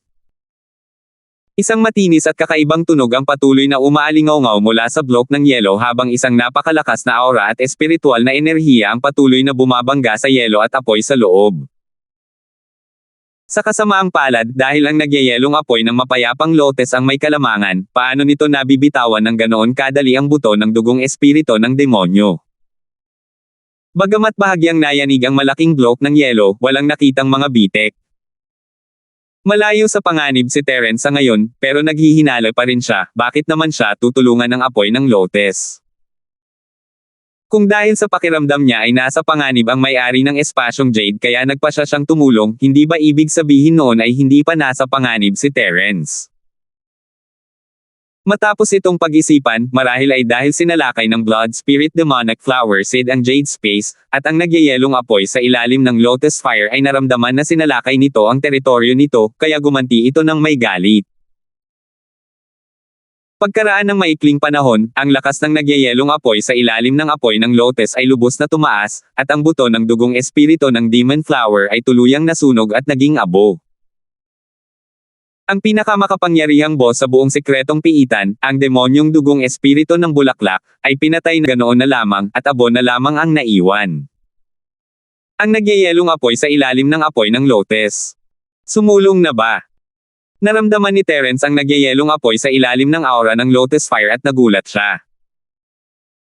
Tila kayang mag-level up ang Blood Spirit na Demon Flower, kaya gumawa ito ng hakbang, hindi dahil okupado ang espasyo sa Jade.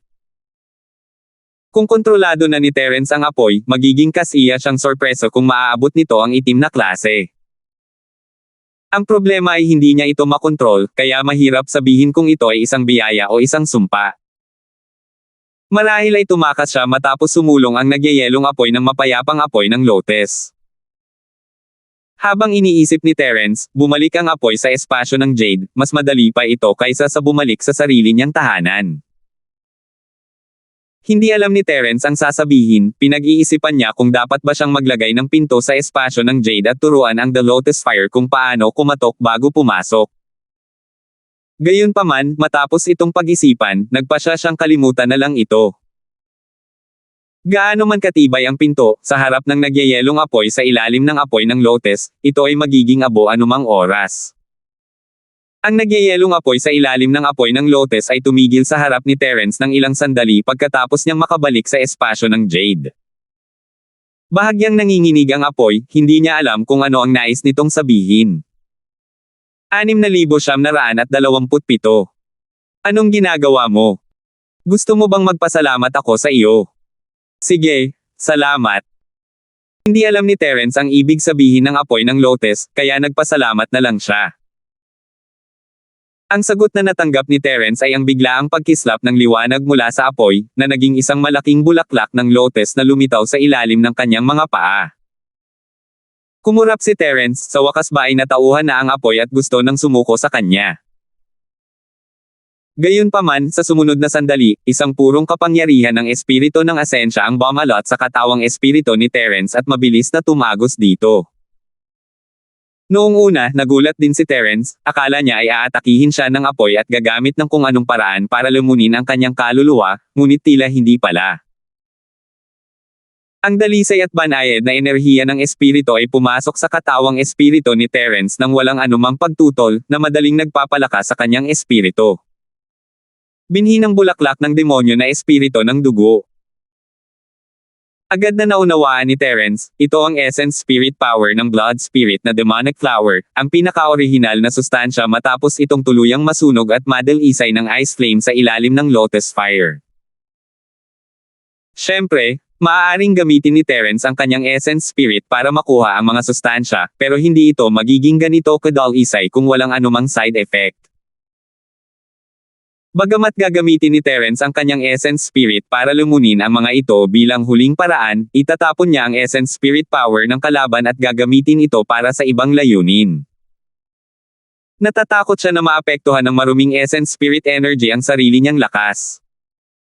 Puro sustansya ang ibinigay kay Terence ng nagyayelong apoy sa ilalim ng apoy ng Lotus, kaya't nakalusot si Terence sa gulat at pagkagulat.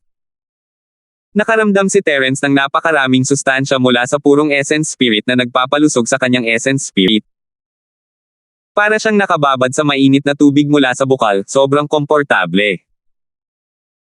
Ang nagyayelong apoy sa ilalim ng apoy ng Lotus ay wala nang pakialam kay Terence, na parang isang maliit na bagay lang ang ginawa nito. Bumalik ito sa orihinal nitong posisyon at huminto. Sa katunayan, sa paningin ng simpleng nagyayelong apoy ng mapayapang apoy ng Lotus, isa lamang itong maliit na bagay. Isa lamang itong natirang pagkain na hindi niya matuno, kaya ibinigay niya ito kay Terence bilang pabor, itinuring na upa. Ang espasyo ng Jade ay puno ng chi, at patuloy nitong pinapakain ang nagyayelong apoy ng lotes. Pakiramdam niya ay sinamantala nito ang sitwasyon. At gayon din si Terence. Gitnang yugto ng pagkahati ng bundok. Biglang nanlaki ang mga mata ni Terence, baka sa mukha niya ang pagkagulat. Hindi niya inaasahan na ganito kadaling uunlad ang kanyang sinaunang espiritu sa pagkakataong ito. Muntik na niyang marating ang tuktok ng gitnang yugto ng pagkahati ng bundok. Nagliliyab na yelo, mapayapang apoy ng lotes, kailangan ko talagang magpasalamat sa iyo sa pagkakataong ito. Kumislap si Terence at lumitaw 3 hakbang ang layo mula sa apoy. Ngumiti siya at ikinuyom ang kanyang mga kamay upang ipakita ang kanyang pasasalamat. Bahagyang umugoy-ugoy ang nagyayelong apoy ng mapayapang apoy ng lotes. Hindi alam kung nagpapasalamat ito o hindi. Sa sumunod na sandali, lumabas si Terence sa espasyo ng Jade at napagtanto na halos sira na ang kuweba, at wala nang makikitang altar. Wala ni isang butil ng dumi ang natira. Ang kailangan gawin ni Terence ngayon ay habulin ang mga assassin mula sa Hidden Death Sect. Maya-maya, nakarating si Terence sa paanan ng bundok. Ginamit niya ang doppelganger na inilagay niya kanina para hanapin ang direksyon na iniwan ng mga tao mula sa Hidden Death Sect. Pagkatapos ng ilang dosenang milya, naramdaman ni Terence ang isang labanan sa unahan, at tila napakatindi nito. Bastos, bilasan mo at umalis ka dyan. Wala akong oras para sayangin sayo. Mula sa malayo, narinig ni Terence ang boses ng pinuno ng sekta ng bise, kung hindi ka kikilos, huwag mo nang isipin ang mabuhay. Nakakainis naman yung ginagawa mo, ang lakas ng loob mong maging arrogant sa harap ng matandang yan. Hindi ko nga magustuhan yung mga basura ninyo. Yung maliliit na yan na nasa mahiwagang yugto ng pag-akyat ay sapat na para patayin kayong lahat. Ito ang boses ni Toby yan, ang matandang lalaki. Sinabi niya na ang kabilang panig ay mayabang, ngunit ang matandang ito ay malinaw na mas mayabang kaysa sa kabilang panig. Huwag mong isipin na dahil lamang sa mayroon kang kalamangan sa mga antas, maaari mong talunin ang maliliit na ito sa mahiwagang yugto ng ascension. Maaari ka lamang kumilos ng mayabang pagkatapos mong masira ang kanilang pormasayon sa labanan. Biglang napagtanto ni Terence na maraming tao ang tinipon ni Toby yan para bumuo ng isang pormasayon ng labanan para pigilan ang mga asong gala na ito sa Hidden Death Sect. Sa isang iglap, palihim na nakalabas si Terence sa lugar ng labanan at nagtago sa isang puno. Dahil ang panig ni Toby yan ang may kalamangan, nagpasya si Terence na obserbahan muna ang sitwasyon. Hindi pa huli ang lahat para gumawa ng hakbang kung kinakailangan. Matandang lalaki, sa tingin mo ba natatakot ako sa mga walang kakayahang junior na ito? Kung hindi dahil. Sandali na tumigil ang pangalawang pinunang Hidden Death Sect. Bigla niyang naisip na kung hindi niya sasabihin sa mga taong ito ang totoo, hindi masamang ideya na hayaan silang pigilan ang pagtatanim ng Blood Spirit Demon Flower. Nang maisip ito, agad na binago ng pinuno ng sekta ng Vice ang kanyang mga salita, huwag kang makialam sa kanila, salakayin mo sila ng buong lakas. Nakikita ni Terence na ayaw na talagang lumaban ng mga tao mula sa Hidden Death Sect. Kung hindi, sa lakas ng mga Mountain Opening Masters na ito, hindi sila mawawala ng gana kahit hindi sila manalo laban sa isang dosenang estudyante sa isang formation. Sa katunayan, napakadaling basagin ng Hidden Death Sect ang hanay ng walang tulong ni Toby yan. Gayunpaman, hindi nila alam na tapos na ang Blood Spirit Demon Flower Seed. Akala nila ay nasa likuran na nila ang panganib, kaya gusto nilang tumakbo ng malayo hanggat maaari. Nandito na ang matandang amo mo, gusto mo pa ring tumakbo. Gumising ka na, tumigil ka na sa pangangarap. Kumaibot ang bibig ni Toby yan sa paghamak. Ang isa sa kanyang mga kamay ay nakatago sa kanyang manggas habang dahan-daang hawak ang isang talisman na pang-atake sa entablado na nakakawasak ng mundo. Kung makakatakas ka mula sa matandang ito, babaguhin ng matandang ito ang apelyido ko sa iyo. Bagamat napigilan ang lakas ni Toby yan hanggang sa yugtong Xuansheng, hindi napigilan ang kanyang attack talisman. Kung gagamitin niya ito sa pinakamatinding sandali, magiging imposible para sa kalaban na makatakas at mapatay siya sa isang suntok lang. Nagtago si Terence sa gilid at natawa sa sarili. Hindi niya inakalang magkakaroon pala ng talisman sa pag-atake sa Earth Formation ang matandang ito. Isa siyang mahusay na eksperto sa nawasak na dagat, at ang isang casual na suntok mula sa kanya ay higit sa 10 beses na mas malakas kaysa sa anting-anting na ito. Inisip niya kung para saan niya ito ginagamit. Hindi niya maaaring malaman na ang kanyang lakas ay mapipigilan sa mahiwagang kaharian, hindi ba? Matandang walang hiya, determinado kang mamatay, kaya hindi maaaring maging masyadong hindi makatwiran ang Panginoong ito. Hanggang sa huli, pauuwiin na kita. Tumawa ng nakakakilabot ang pangalawang pinuno ng Hidden Death Sect at itinaas ang kanyang kamay. Agad na sumabog ang kanyang aura, sugod. Pinalibutan ng mga natitirang assassin ng Hidden Death Sect ang pinuno ng Vice Sect at sabay na inatake. Bagamat bumuo ng isang pormasayo ng labanan ang mga estudyanteng nasa panig ni Tobiyan sa ilalim ng kanyang pamumuno, hindi naman sila galing sa iisang paaralan, at walang anumang pahiwatig na pagkakaintindihan sa pagitan nila. Kung wala si Tobiyan, matatalo sana sila sa isang suntok. Napakalakas ng katawan ng matandang ito, pwede kitang paalisin muna. Ngumisi si Tobiyan. Bahagya niyang inikot ang kanyang mga paa at lumitaw sa mahinang bahagi ng pormasayo ng labanan. Habang pinapatatag ang pormasayo ng labanan, ginamit niya ang talisman ng pormasayo ng pag-atake sa kanyang kamay. Mapunta ka sa impyerno. Isang nakakapangwasak na pag-atake sa entablado ang inilunsad sa Vice Sect Master Hidden Death Sect sa bilis ng kidlat. Gayunpaman, madali itong naharangan ng isang kislap ng liwanag. Malinaw na ang defensive item ng Vice Sect Leader ay hindi isang bagay na madaling masira ng isang attack talisman. Ito lang ba ang meron ka? Ngumisi ang pinuno ng Vice Sect ng Hidden Death Sect nang may paghamak, ngunit hindi siya tumigil sa pag-atake. Mga maliliit na panlilin lang. May magagawa ka ba sa akin? 6,928. Gayunpaman, ang kanyang kontra-atake ay naharangan din ng depensa ni Tobiyan at hindi nagdulot ng malaking pinsala kay Tobiyan.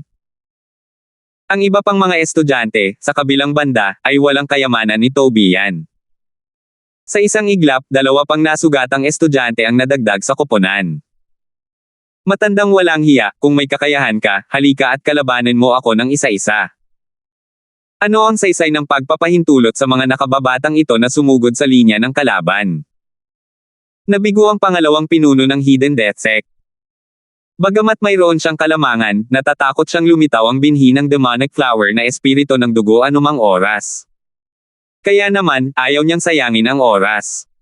Alam mong hindi mo siya mapipigilan, kaya ano ang punto ng pang-iistorbo sa kanya? Masyado kang walang kwenta sa pananalita mo. Papatayin ka ng matandang ito ngayon. Kung may kakayahan ka, sumugod ka na. Nasa mahirap ding sitwasyon si Tobiyan. Gusto niyang patayin ang mga assassin na ito ng Hidden Death Sect nang may bentaha na magkaroon ng mas maraming tao at magkaroon ng mga anting-anting na inihanda niya para sa nakababatang henerasyon.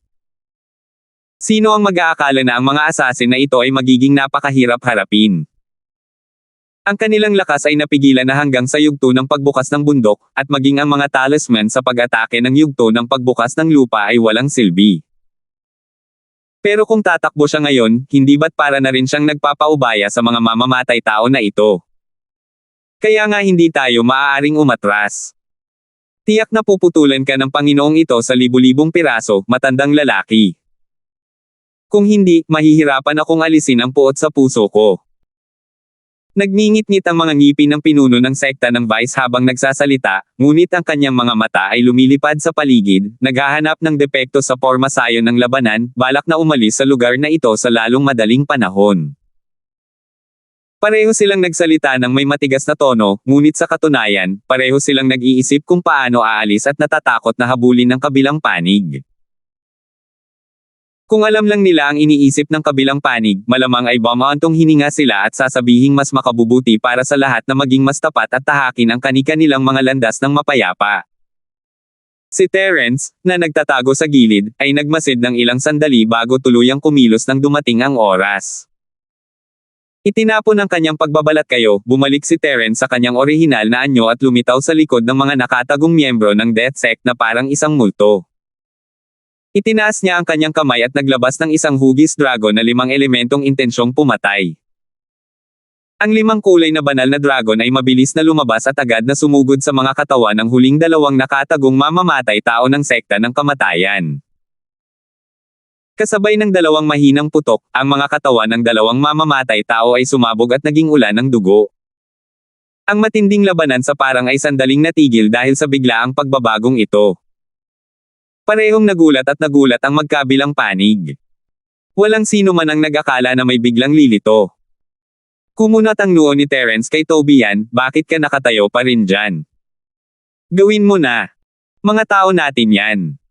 Tuwang-tuwa ang estudyante mula sa Golden Class area, nandito na ang ating mga reinforcement.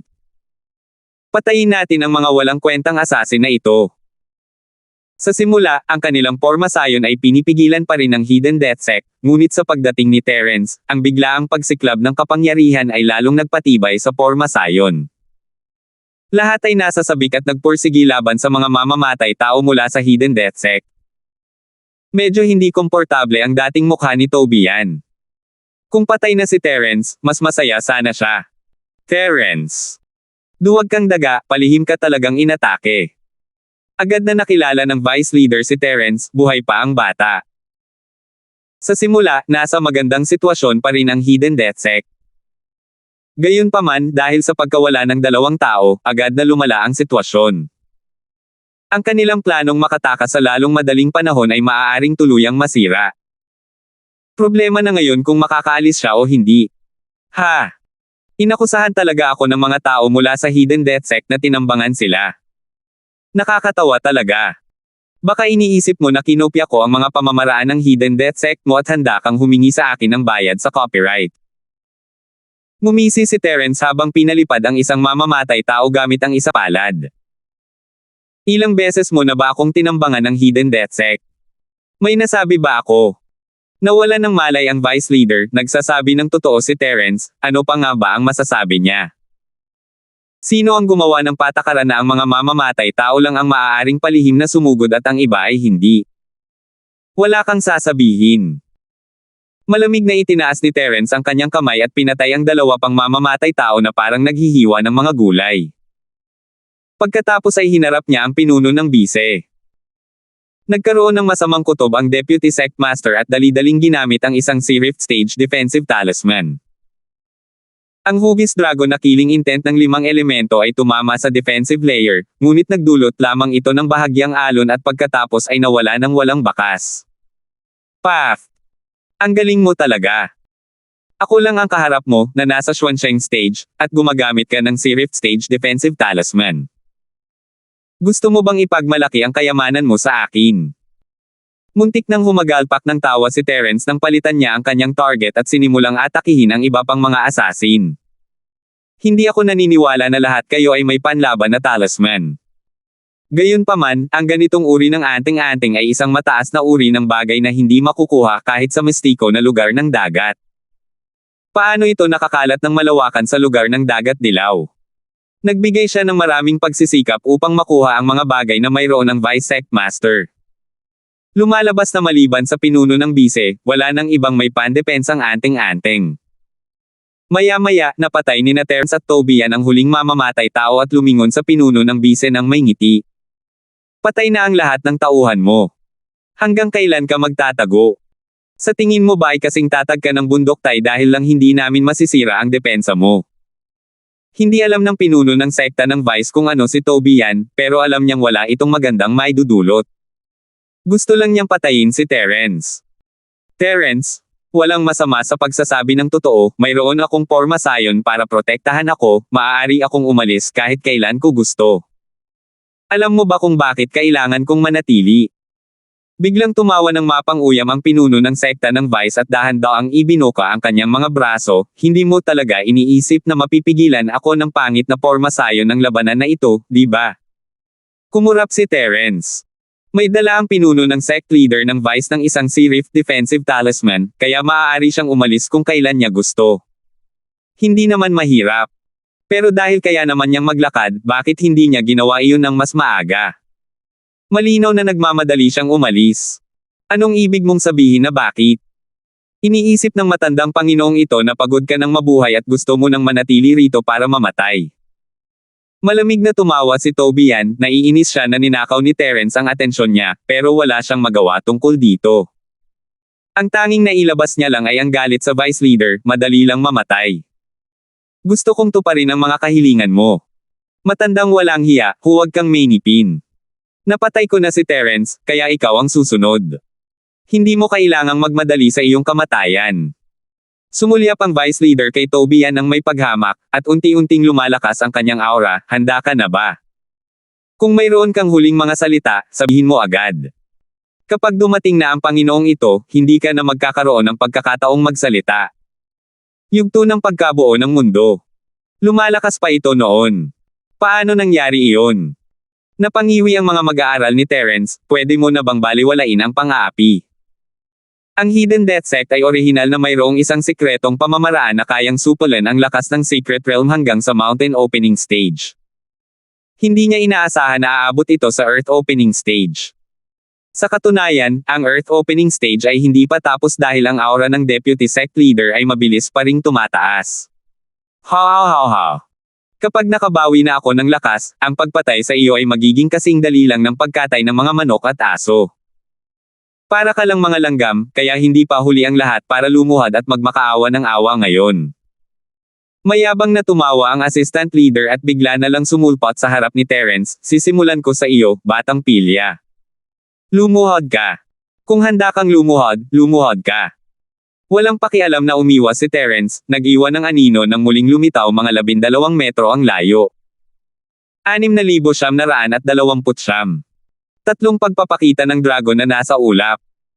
Ayaw ni Terence na ilantad ang mga katangian ng kanyang Yuan spirit body, kaya ginamit niya ang kanyang martial arts para umiwas.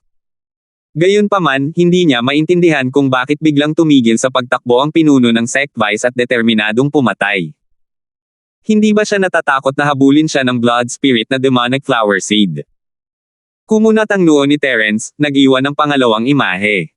Naguluhan siya. Kung siya ang lilito bilang pangalawang asul damit, normal lang para sa Vice Sect Master na isipin na napatay na ang blood spirit na demon flower seed. Pero si Terence ay nasa totoong katawan niya. Gayunpaman, sa pagtingin sa Vice Head ng Hidden Death Sect, malinaw na itinapon na niya ang kanyang takot sa blood spirit demon flower seed at ngayon ay nasa isang estado ng napakalaking kapangyarihan. Ang tanging paliwanag ay alam na niya na ang blood spirit demon flower seed ay nawasak na. At ang pagsugpo ng lakas sa buong lihim na kaharian ay naglaho rin dahil sa pagkawala ng buto ng Blood Spirit Demon Flower. Nangyari na ang tagumpay ni Terence sa Jade Space dati, at hindi niya namamalayang napigilan niya ang kanyang lakas pabalik sa Xuansheng stage nang lumabas siya sa space. Kung ang buto ng Blood Spirit Demon Flower ang talagang susi sa pagsugpo sa lakas ng isang tao sa lihim na kaharian, malamang wala na ang dating paghihigpit. Hindi mahalaga kung paano ito napagtanto ng pinuno ng sekta ng Vice, kung maglalakas loob siyang bitawan ang kanyang panunupil, gagawin din iyon ni Terence. Ang yabang ko, sa tingin mo kaya ko. Agad na binitawan ni Terence ang pagpigil at nabawi ang kanyang lakas patungo sa tuktok ng gitnang yugto ng pagkahati ng bundok, pinaandar ang nagyayelong apoy na bagwa palm. Ang lugar na 5 metro ang layo mula sa pinuno ng sekta ng Vice ay agad na nilamon ng apoy.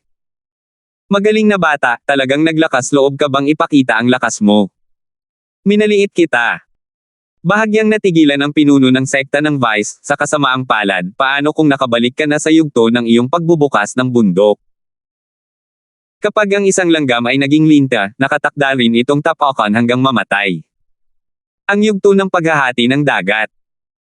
Hindi tumigil ang aura ng Vice Sect Master kahit na matapos siyang pumasok sa yugto ng paghahati ng dagat. Sa halip, patuloy itong pumailan lang. Ang mabangis na apoy na palad ng 8 trigram ay nahati sa dalawa ng aura ng Vice Sect Master at dumaan sa kanyang katawan. Kung maglalakas loob kang gamitin ang iyong lakas, bakit hindi ko gagawin? Hindi naman malaking bagay iyon kahit na isa kang eksperto sa nawasak na dagat. Hindi naman sa hindi pa ako nakapatay ng eksperto sa nawasak na dagat. Nag-iwan ng anino si Terence nang muling lumitaw sa tabi ni Tobian, Elder Gu, na wala na ang pagsupil ng lihim na kaharian. Sinusubukan mo pa rin bang bayaran ang gastusin? Kumislap ang galit sa mga mata ni Tobian, at halos magmura siya ng malakas.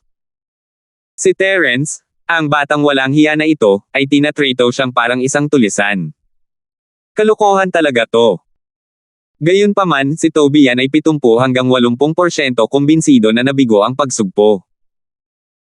Kung tutuusin, ang Vice Secmaster at si Terence ay parehong nagpakita ng kanilang tunay na lakas at hindi sila nadurudge ng lihim na kaharian.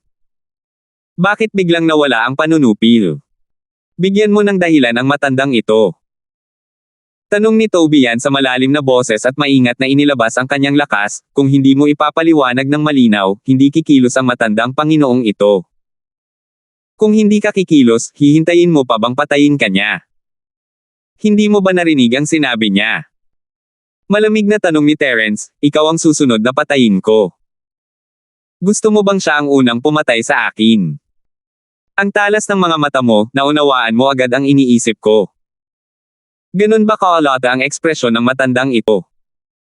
Kung talagang mapapatay ng Vice Leader si Terence, papalakpak si Tobian sa tuwa, pero hindi niya ito masabi ng malakas. Kalokohan. Ganoon ba akong klaseng tao? Gusto ko lang malaman kung bakit biglang nawala ang pagsupil sa lihim na kaharian. Kumunat ang noo ni Terence. Sino ba ang hindi makakakilala kung sino? Hindi ka ganoong klaseng tao. Ganyan ang buong pamilya mo, lalo na ang apo mo. Mukhang nagkakasiyahan kayo. Pasensya na, kailangan ko kayong istorbohin. Bakit hindi na lang kayo magsama-sama? Pwede kayong may kasama sa daan.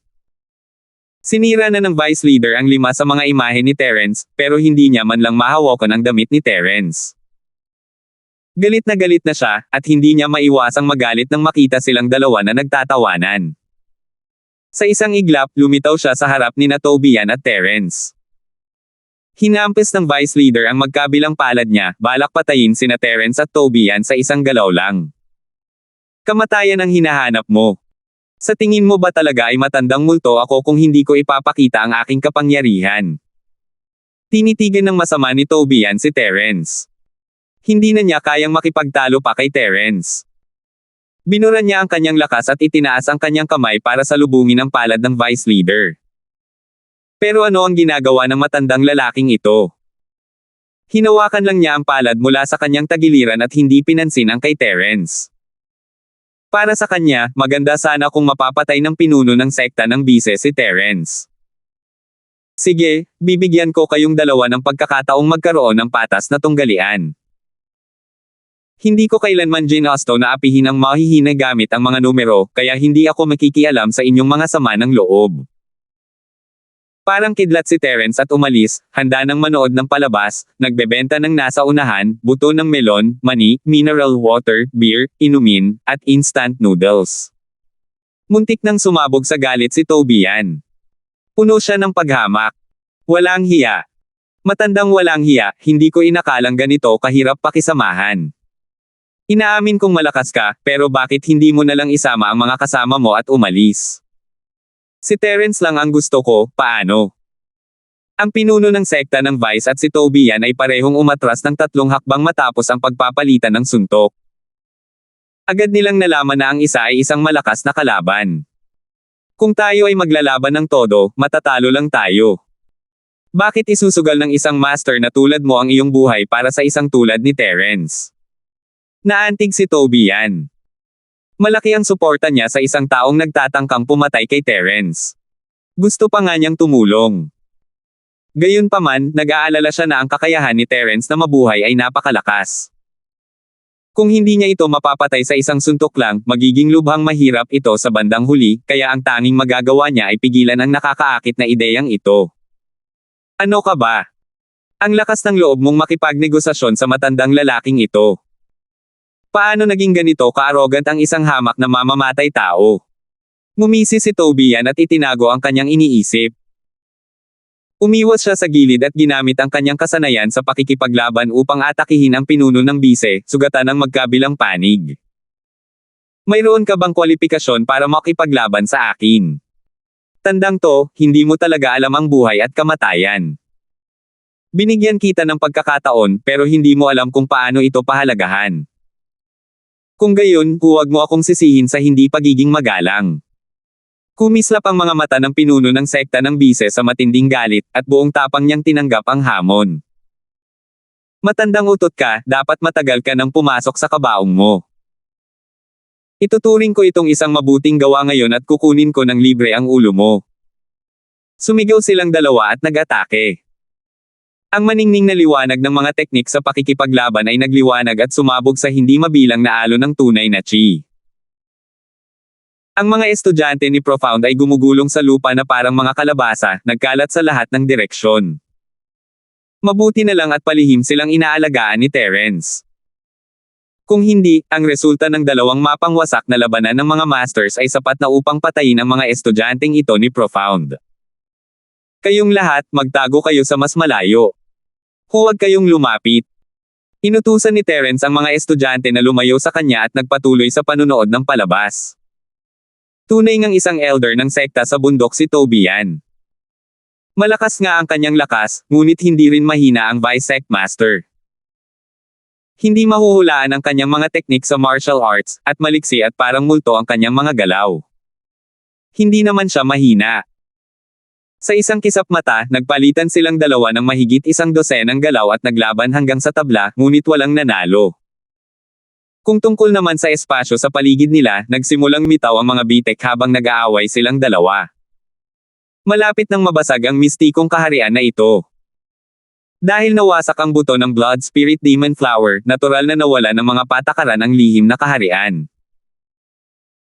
Bukod pa rito, sabay na sumalakay ang dalawang eksperto sa nawasak na dagat, na siyang nagpabilis sa pagbagsak ng lihim na kaharian. 6,930. Tumigil kayong lahat, tumigil kayo. Naunawaan ni Terence ang mahalagang punto at agad itong pinigilan, mamaya na lang kayo mag-away. Makinig ka muna sa akin. Hula-hula lamang iyon, ngunit naramdaman ni Terence na maaaring totoo iyon. Kapag gumuho ang lihim na kaharian, mamamatay ang lahat ng nasa loob. Tumahimik ka nga, kailangan ko pa bang sundin ang mga utos mo? Hindi pinansin ng vice leader si Terence at nagpatuloy sa pakikipaglaban kay Toby yan. Ganito rin ang iniisip ni Toby yan. Terence, sino ka ba sa akala mo? Sa tingin mo ba isa akong upahang tulisan? Sa tingin mo ba ako ang alipin mo? Kalokohan lang talaga ito. Bamantong hininga si Terence. Mukhang galit na ang dalawang ito ngayon. Parang hindi niya sila mapatigil sa isang pangungusap lang. Halos hindi makakialam si Terence sa isang labanang ganito kataas, pero ang paghiwalayin sila ay isang bagay na wala siyang kakayahang gawin. Gayunpaman, kung hahayaan silang magpatuloy sa pakikipaglaban, malamang na matatapos na ang sikretong eroplano sa lalong madaling panahon. Tingnan mong mabuti ang paligid. Lumikha ka ng isang puwang sa espasyo. Kung magpapatuloy ka sa pakikipaglaban, ang lihim na kaharian ay babagsak. Puro-purong chilang ang naidagdag ni Terence sa boses niya habang ipinaliwanag niya, kapag gumuho na ang espasyo, kahit paggamitin mo ang lakas mo, natatakot akong hindi mo na mapoprotektahan ang sarili mo. Hindi tanga si Toby yan. Kahit mukhang matapang siya, ang babala ni Terence ang nagtulak sa kanya na tingnan ang paligid. Tama nga ang sinabi ni Terence. Bumilis ang tibok ng puso niya. Kahit na eksperto siya sa nawasak na dagat, hindi niya kayang tiisin ang pagguho ng kalawakan. Kapag nangyari iyon, imposibleng mabuhay pa siya.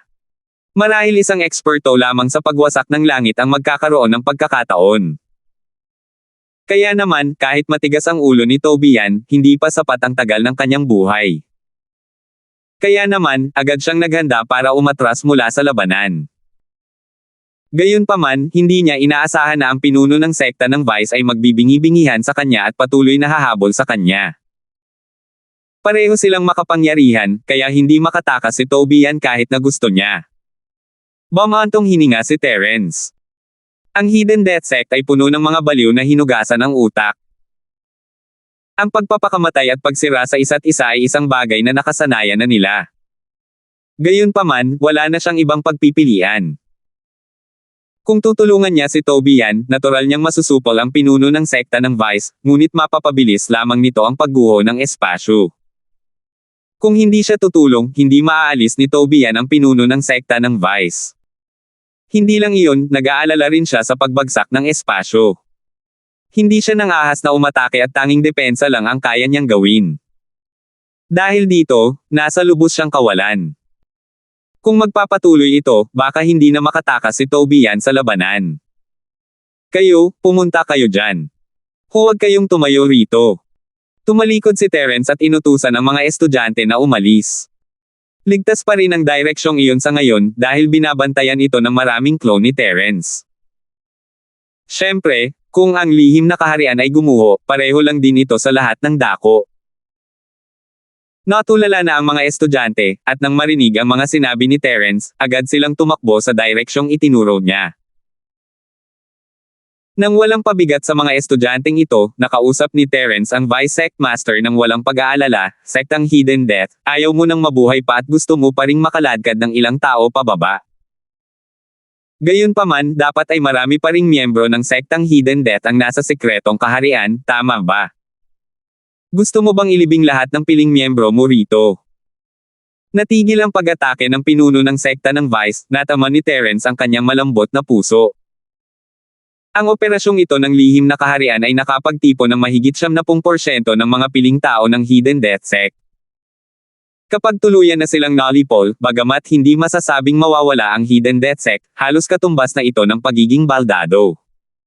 Terence, huwag mong sayangin ang hininga mo. Kami, ang sekta ng nakatagong kamatayan, ay hindi kailanman natakot sa kamatayan. Hindi isang kawalan ang mamatay kasama mo. Hindi naman malaking bagay yan, matuwid na sabi ng pinuno ng sekta ng Vice. Bahagi lang yan ng lakas natin na dumating sa pagkakataong ito. Hindi naman malaking bagay ang mawala ito. Wala naman masyado. Sa tingin ko hindi. Nakatanggap ako ng balita na inilipat mo na ang headquarters mo rito. Alam ba ito ng pinuno mo? Alam ni Terence na ang taong ito ay isa lamang pinuno ng sekta ng Bise, at tiyak na mayroong pinuno ng sekta na mas mataas sa kanya. Maaaring wala siyang lakas ng loob na hayaang mamatay ang lahat ng tao mula sa sekta ng Hidden Death dito. Tila naantig ang pinuno ng sekta ng Vice sa mga salita ni Terence, at muling bumagal ang kanyang pag-atake. Kung iisiping mabuti, hindi nga sulit na gamitin ang lahat ng kanyang mga elit at ang sarili niyang buhay para mapabagsak si Terence. Kahit na si Terence ang kalaban ng Hidden Death Sect, napakataas ng kapalit ng pagpatay sa kanya. Bukod pa rito, ang misyon ng Hidden Death Sect na makapasok sa Secret Realm sa pagkakataong ito ay ang magtanim ng binhi ng Blood Spirit na Demon Flower. Ngayong nabigo sila sa misyon, medyo magiging sobra na kung mas marami pang mamamatay. Nagatubili ang pinuno ng sekta ng Vice, at bumagal ang kanyang mga pag-atake. Lubos na nabawasan ang presyon kay Tobian, at tumigil sa paglaki ang mga bitek sa espasyo sa paligid niya. Pansamantalang naging matatag ang sitwasyon. Gayunpaman, inilabas pa rin ng dalawang eksperto sa nabasag na dagat ang lahat ng kanilang mga aura, na naging dahilan upang tuluyang mabaigo ang kakayahang mag-ayos ng sarili ng espasyo. Nakakatakot pa rin ang itsura ng mga bitek. Hoy! Mamamatay tao, hindi ako natatakot sa iyo, pero hindi ko kailangang mamatay kasama mo. Isa ka ring eksperto sa nawasak na dagat, kaya bakit mo kailangang mamatay dito? Gusto nang sumuko ni Tobian, kaya sumama siya kay Terence. Matandang walang hiya, hindi takot sa iyo ang Panginoong ito. Dahil takot ka sa kamatayan, magkakaroon tayo ng isa pang pagkakataon sa hinaharap. Pakakawalan na kita ngayon. Sinamantala ng pinuno ng sekta ng Vice ang sitwasyon, at habang nagsasalita siya, tumigil sila ni Tobian sa pag-aaway at maingat na umatras. Pagkatapos nating lisanin ang misteryosong kaharian na ito, tiyak na hahanapin kita upang gunitain ang nakaraan. Hihintayin kita anumang oras, pero natatakot akong hindi ka maglalakas loob na pumunta. Sumanghel si Tobian, pero nakahinga siya ng maluwag dahil hindi niya kailangang mamatay dito. Nagsisimula ng magsara ang spatial rift. Gaya ng inaasahan, hanggat titigil ang labanan, mapapanatili pa rin ng espasyong ito ang katatagan nito pansamantala. Sa wakas ay nakahinga ng maluwag si Terence. Nasaan yung espiritu siya, pero sino ang nakakaalam kung ano ang mangyayari kung gumuho ang espasyo? Kailangan niyang humanap ng pagkakataon para patayin ang mga taong ito mula sa Hidden Death Sect. Hindi plano ni Terence na palayain ang Hidden Death Sect, at ganoon din ang naisip ng Vice Sect Leader. Nakita niya ang maalalahanang mukha ni Terence at natukso siya. Patagong atake. Biglang gumalaw ang pinuno ng sekta ng bise. Kumislap ang kanyang katawan at agad na lumitaw sa tabi ni Terence. Hawak niya ang isang itim na punyal at hiniwa ito sa leeg ni Terence. Dati, ang Vice Sect Master ay hindi gumamit ng anumang armas. Ngayon, naglunsad siya ng isang palihim na pag-atake at direktang gumamit ng isang punyal. Halata na gusto niyang pumatay sa isang suntok lang. Ang ganitong uri ng biglaang pagpatay ay espesyalidad ng Hidden Death Sect. Ang pag-ataking ito ay obra maestra na ng Deputy Sect Leader. Kahit na nagbantay si Tobian laban sa pinuno ng sekta ng Vice matapos itong huminto, halos hindi niya makita ang galaw ng kabilang partido. Kung si Tobian mismo ang target ng kalaban, makakaiwas lang siya sa atake, pero imposibleng mailigtas si Terence. Salamat po at sinamahan ninyo ako, ingat lagi mga master.